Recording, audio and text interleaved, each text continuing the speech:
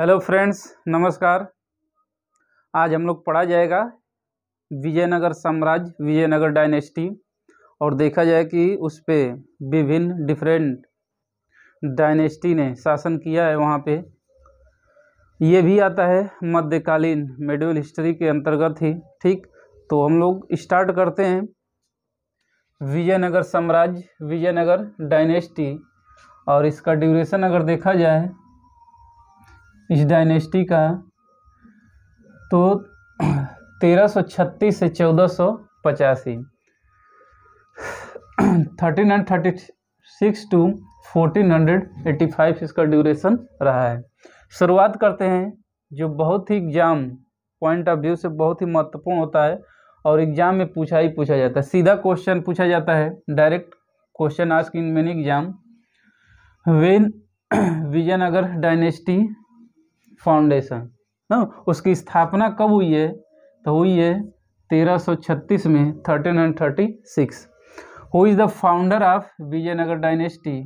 विजयनगर साम्राज्य का संस्थापक कौन है? तो हरिहर एवं बुक्का, हरिहर एवं बुक्का। ये क्वेश्चन पूछा गया है, विजयनगर साम्राज्य की राजधानी कहाँ पे है? राजधानी क्या रही है?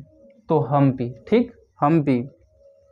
और ये पूछा गया है कि किस नदी के किनारे विजयनगर साम्राज्य स्थापित था?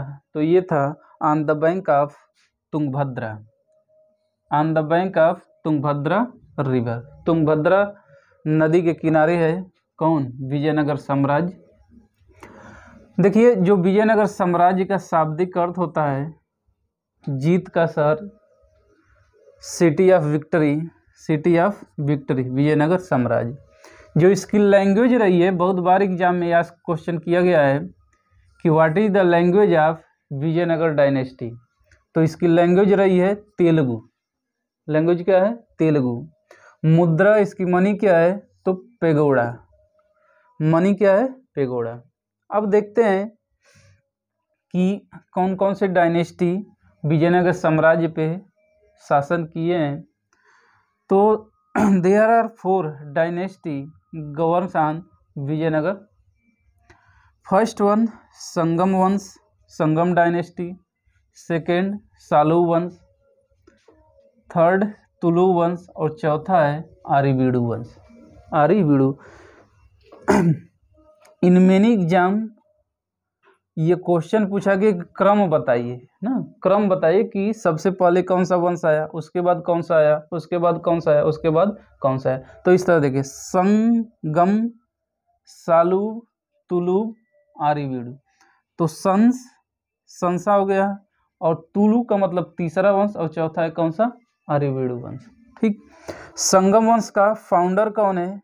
Who is the founder of Sangam dynasty? तो हरिहर एवं बुक्का, हरिहर एवं बुक्का। सालू वंश का संस्थापक कौन है? नरसिंह सालू, नरसिंह सालू। तुलु वंश का वीर नरसिंह, संस्थापक है इसका वीर नरसिंह।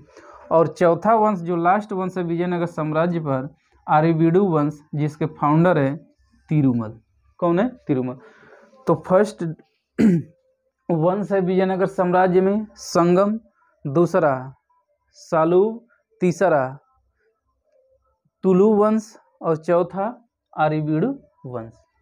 संगम वंश का संस्थापक फाउंडर हरिहर एवं बुक्का, सालू वंश का नरसिंह सालू, तुलु वंश का वीर नरसिंह, और आरीवीडु वंश का तिरुमल, आरीवीडु वंश का तिरुमल। विजयनगर साम्राज्य का जो टाइम ड्यूरेशन दिखाया गया वहाँ पे थोड़ा गलती है। वहाँ पे ये संगम साहित्य का, संगम वंश का ड्यूरेशन दिखा दिया गया है 1336 से 1385। देख रहे हैं यहाँ पे संगम वंश के प्रमुख शासक हैं हरिहर से लेकर विरूपाक्ष 1450। ठीक ना, तो ये ड्यूरेशन गलत है। अगर विजयनगर साम्राज्य पूरे वंश का लिया जाए तो ये 1336 से 1672 तक। ठीक, शुरुआत करते हैं संगम वंश के प्रमुख शासक, major emperor of Sangam dynasty. First one है हरिहर, दूसरा बुक्का प्रथम, हरिहर द्वितीय, देवराय प्रथम, देवराय द्वितीय, मल्लिकार्जुन और विरूपाक्ष। विरूपाक्ष देखते हैं प्रमुख शासकों का उपाधि टाइटल क्या दिया गया है, टाइटल। तो बुक्का प्रथम को टाइटल दिया गया है वेद मार्ग प्रतिष्ठापक ना। क्वेश्चन पूछा जाता है कि वेद मार्ग प्रतिष्ठापक किसको उपाधि दी गई है, तो बुक्का प्रथम को, बुक्का प्रथम को। हरिहर द्वितीय को कौन सी उपाधि दी गई है, उपाधि दी गई है तो महाराजा धीराज की, महाराजा धीराज के नाम से प्रसिद्ध हरिहर द्वितीय। अगला देवराय प्रथम। देवराय प्रथम के बारे में दो महत्वपूर्ण जानकारी है कि इसके समय में, in his time period, Italy का यात्री निकोलो कांटी विजयनगर साम्राज्य आया था, विजयनगर का यात्रा किया था और इसने दो महत्वपूर्ण डैम बनवाए थे, बांध बनवाए हैं। फर्स्ट वन तुंगभद्रा नदी पर और दूसरा हरिद्रा नदी पर। ठीक, तो ये क्वेश्चन बहुत एग्जाम में पूछा गया है कि निकोलो कांटी किसके दरबार में आया था या किसके शासनकाल में विजयनगर की यात्रा की थी, तो वह है देवराय प्रथम, देवराय प्रथम। अगला मल्लिकार्जुन को उपाधि है प्रौढ़ देवराय, प्रौढ़ देवराय, प्रौढ़ देवराय। अब हम लोग देखते हैं संगम वंश का एक प्रतापी राजा है देवराय द्वितीय, देवराय द्वितीय। संगम वंश का सबसे प्रतापी शासक, great emperor of Sangam dynasty, जिसे एक उपाधि दी गई है, इन टाइटल दिया गया है जगबेटकर, जिसका मीनिंग होता है हंटर ऑफ एलिफेंट, हाथियों का शिकारी। इसने संस्कृत ग्रंथों महानाटक सुधानीति एवं ब्रह्मसूत्र पर भाष्य लिखा है। अगला फारसी, बहुत इंपॉर्टेंट फैक्ट है ये, फारसी राजदूत अब्दुल रज्जाक विजयनगर साम्राज्य किसके टाइम में आया है, तो देवराय द्वितीय, देवराय द्वितीय। निकोलो कांटी देवराय प्रथम, अब्दुल रज्जाक देवराय द्वितीय। बहुत इंपॉर्टेंट फैक्ट है, बहुत इंपॉर्टेंट क्वेश्चन है। एक तेलुगु पोएट हैं श्रीनाथ, श्रीनाथ तेलुगु पोएट हैं जो इनके दरबार में रहे, इनके दरबार में रहे। ठीक, आगे एक वंश की हम लोग जानकारी लेंगे, तुलु वंश, जो तीसरा वंश है तुलु वंश। देखिए जो इम्पॉर्टेंट टॉपिक है जहाँ से क्वेश्चन आते हैं वही हम लोग देखा जा रहा है, क्योंकि ये क्या है, रिवीजन हम लोग कर रहे हैं। ठीक, तो तुलु वंश का ड्यूरेशन है, टाइम पीरियड है 1505 से 1665। संस्थापक फाउंडर हैं Veer Narasimha, Veer Narasimha. Who is the founder of Tuluva dynasty, तो वीर नरसिंह। और तुलु वंश को तेलुगु साहित्य का क्लासिक युग कहा जाता है, classical as of Telugu literature, Tulu dynasty. और इसका एक प्रमुख वेरी ग्रेट शासक हुआ है, रूलर हुआ है, एम्परर हुआ है, वो हैं महान the great Krishnadeva Rai, Krishnadeva Rai.